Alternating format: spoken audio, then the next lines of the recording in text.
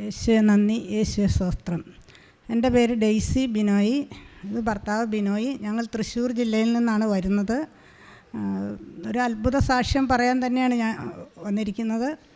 ഞങ്ങൾക്കൊരു മോനുണ്ടായിരുന്നു. മോൻ ഒരു 21 വയസ്സായപ്പോൾ പെട്ടെന്ന് ആക്സിഡൻറ്റിൽ പെട്ട് മരണപ്പെട്ടു. അതിനുശേഷം മാനസികമായിട്ട് ഞങ്ങൾ വളരെ ബുദ്ധിമുട്ടിലായിരുന്നു. ഉറങ്ങാൻ പറ്റില്ല, അങ്ങനെ ആകെ പ്രശ്നങ്ങളായിരുന്നു.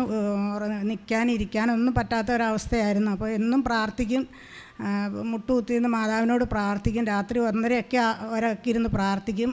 അത് കഴിഞ്ഞിട്ട് ഞങ്ങൾ ഡോക്ടറെ കാണാൻ പോയി. ഇനി ഒരടുത്ത കുട്ടിയുടെ സാധ്യത കേൾക്കുമ്പോൾ നിങ്ങൾക്ക് ചിലപ്പോൾ അത്ഭുതം തോന്നും. ഞങ്ങൾ 54 വയസ്സായി. അപ്പോൾ ഡോക്ടർ പരിശോധനയൊക്കെ നടത്തി നോക്കട്ടെ എന്നൊക്കെ പറഞ്ഞ് ടെസ്റ്റൊക്കെ എടുത്തു വെച്ചു. പിന്നെ ഞാൻ ഒരു ദിവസം രാത്രിയിൽ ഇങ്ങനെ മുട്ടുകുത്തി നിന്ന് പ്രാർത്ഥിക്കുമ്പോൾ ഇങ്ങനെ മാതാവ് വിളിക്കുന്ന പോലെ എനിക്ക് തോന്നി. അപ്പോൾ ഞാൻ പിറ്റേ ദിവസം ഇവിടെ വരികയാണ് ചെയ്തത്. വന്നിട്ട് ഉടമ്പടി വെച്ചു. ഉടമ്പടിയിൽ ആദ്യത്തെ നിയോഗം 6 നിയോഗങ്ങളുണ്ടായിരുന്നു. ആദ്യത്തെ നിയോഗം ഞങ്ങളുടെ നഷ്ടപ്പെട്ട മകന് പകരം ഒരു കുഞ്ഞിനെ തരണം എന്നായിരുന്നു. അത് കഴിഞ്ഞ് ഉടമ്പടിയൊക്കെ വെച്ച് കഴിഞ്ഞ് തിരിച്ച് പോകുന്ന വഴിക്ക് ട്രെയിനിൽ കയറിയാണ് പോകുന്നത്. ചേർത്തല ചെന്ന് കഴിഞ്ഞപ്പം ഇങ്ങനെ എന്നെ ആ ഡോക്ടർ തന്നെ വിളിക്കുകയാണ്. ഇത് എന്തോ ഒരു അത്ഭുതം സംഭവിച്ചിട്ടുണ്ട്, നിങ്ങൾക്ക് അടുത്ത ഒരു കുഞ്ഞിന് ചാൻസ് ഉണ്ട്. 54 വയസ്സ് കഴിഞ്ഞെങ്കിലും ഒരു 35 വയസ്സ് പ്രായമായ ഒരാളുടെ ഗർഭപാത്രത്തിൻ്റെ അതുപോലെയാണ് നിങ്ങളുടെ കാണുന്നത്. എന്തായാലും നിങ്ങൾക്ക് ഭയങ്കര ഭാഗ്യമുണ്ട് എന്ന് പറഞ്ഞു. അത് കഴിഞ്ഞ് ഞാനിവിടുന്ന് പോകുമ്പോൾ നേർച്ച വസ്തുക്കളും എല്ലാം ആയിട്ടാണ് പോയത്. പിന്നെ എനിക്ക് ഉറച്ച വിശ്വാസം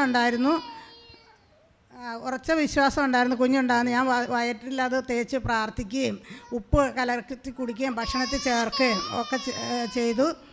അങ്ങനെ 1 മാസം കഴിഞ്ഞപ്പോൾ ഇങ്ങനെ ടെസ്റ്റ് നടത്തിയപ്പോൾ പ്രഗ്നൻ്റ് ആണെന്ന് അറിഞ്ഞു.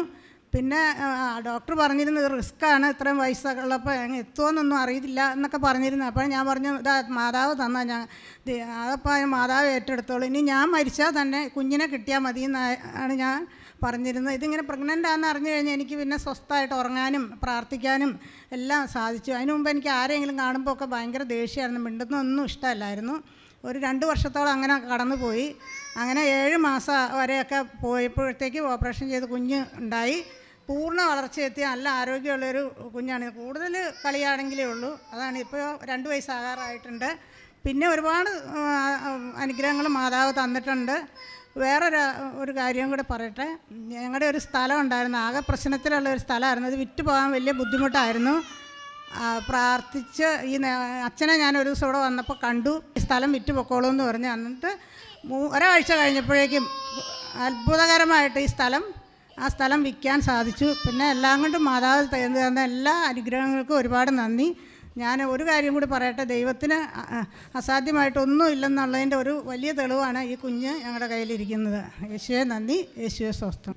ഞാൻ ഗവൺമെൻറ് സർവീസ് ജോലി ഉണ്ടായിരുന്നു. അന്നേരമാണ് മോൻ മരിച്ചത്. അവൾക്കും ഗവൺമെൻറ് സർവീസ് ജോലിയാണ്, പഞ്ചായത്ത് വകുപ്പിലായിരുന്നു.